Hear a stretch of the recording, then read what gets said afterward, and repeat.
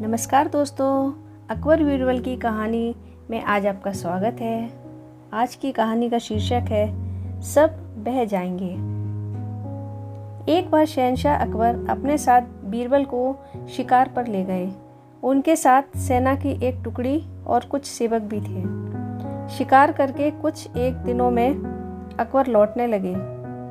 तभी रास्ते पर एक गांव को देखकर बादशाह के मन में उसके बारे में जानने की इच्छा जगी। उन्होंने तुरंत अपने साथ आए बीरबल से पूछा, क्या तुम इस गांव के बारे में कुछ जानते हो?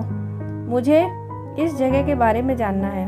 बीरबल ने जवाब दिया, शहंशाह, मुझे भी इस गांव के बारे में कुछ पता नहीं है। अपने राज्य के इस गांव की तरफ मैं पहली बार ही आया हूँ।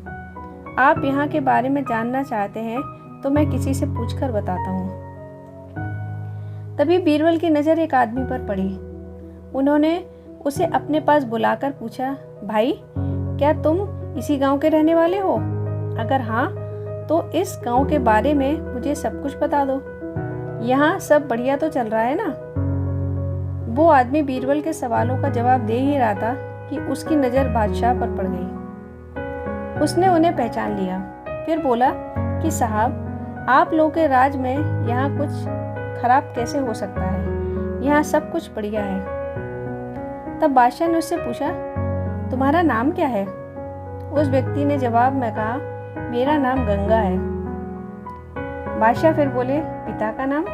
जवाब मिला, जमुना।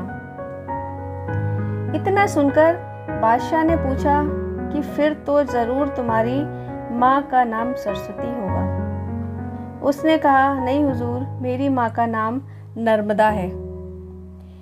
इन सभी बातों को सुनकर बीरबल को हंसी आ गई और उन्होंने मजाकिया अंदाज में कहा, बादशाह, अब यहाँ से आगे बढ़ना सही नहीं है।